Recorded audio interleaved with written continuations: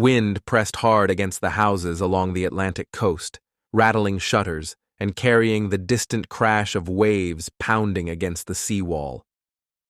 Inside the small village of La Faute-sur-Mer, most residents were already asleep. It was just after 2 in the morning. Rain had been falling for hours, driven sideways by gusts that shook the power lines and swept sand across the streets.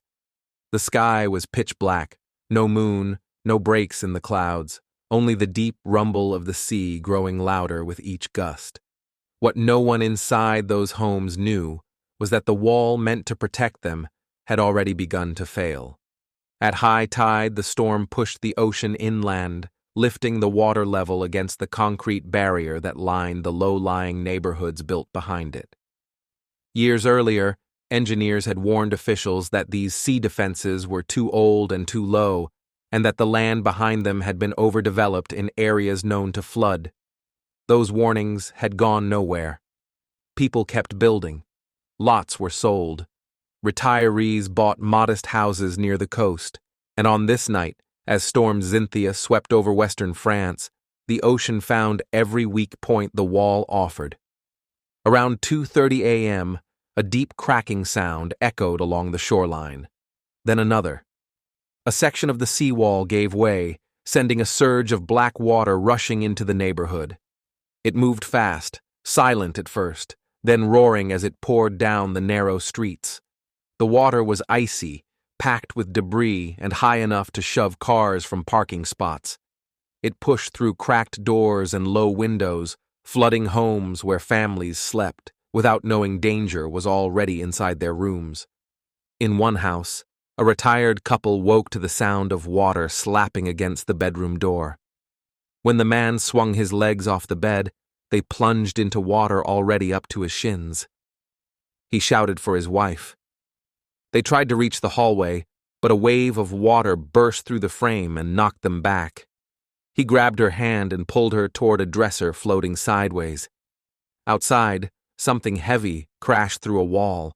Maybe a tool shed, maybe a car. No one could tell in the darkness. They climbed onto the bed as the water rose, clinging to each other in the dark, while the house creaked around them. Across the neighborhood, lights flickered out as the flooding shorted electrical lines. People woke to the sound of furniture scraping against walls and appliances tipping over. Some climbed onto tables or counters. Others tried to break open jammed doors. In several homes built at the lowest points of the development, water rose so fast that escape became impossible. Bedrooms filled first, hallways next. Those who managed to get outside found themselves waist-deep in churning, freezing water with no clear path to higher ground. Emergency calls began flooding local dispatch centers around 3 a.m., but rescue crews had trouble reaching the area. Roads were submerged, vehicles stalled. Firefighters in inflatable boats navigated streets they couldn't recognize beneath the water, searching for anyone calling for help.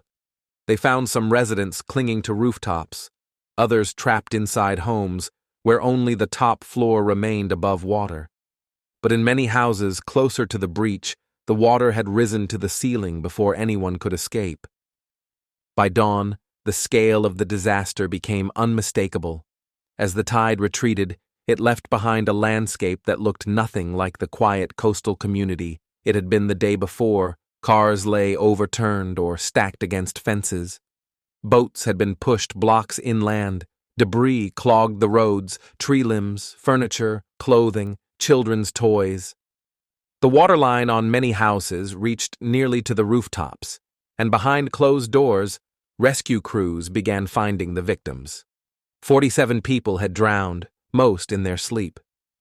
Many were older residents who lived in single-story homes. Others were families who never made it out of their bedrooms. Some victims were found still in their nightclothes, caught by rising water before they had time to react. Entire sections of the neighborhood had been built in what locals grimly called the Bowl, an area lower than the surrounding land, with only a weakened seawall protecting it from the Atlantic. It had become a trap the moment the wall collapsed. When officials arrived, the questions began almost immediately. Why had homes been built in a known flood zone? Why had warnings about the seawall been ignored? Why had development continued even after engineers reported structural weaknesses? Local leaders insisted the storm was a freak event no one could have predicted. But residents remembered complaints filed years earlier about water pooling in the streets after even mild storms. They remembered meetings where concerns about the wall were brushed aside. The storm may have been rare, but the vulnerabilities it exposed had been known for years. The French government launched an investigation into the failures that allowed the flooding to become so deadly. Engineers confirmed the seawall had been too low and too fragile to withstand a major storm surge. Some sections had not been maintained properly. Other areas had been built on dangerous terrain without adequate protections. The combination proved catastrophic. Survivors were interviewed about what they saw that night, how the water rose in minutes, how the currents inside their homes knocked them off their feet, how the darkness made it impossible to tell which direction safety lay. Many spoke about hearing neighbors calling for help, but being unable to reach them as the water surged between houses. Others described breaking through attic walls to escape, only to find themselves surrounded by water on all sides. In the days that followed, families returned to recover belongings from homes filled with mud and debris.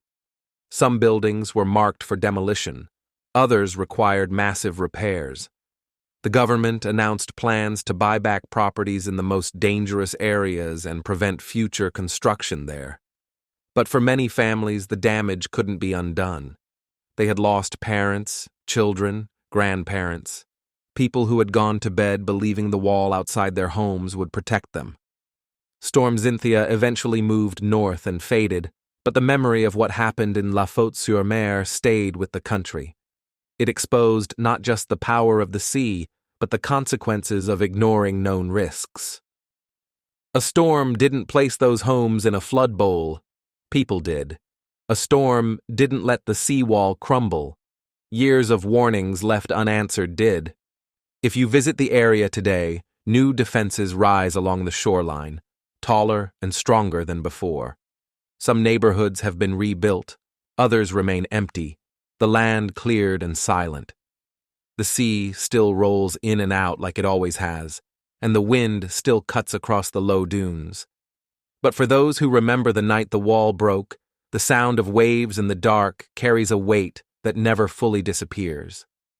Thank you for listening to Road to Ruins.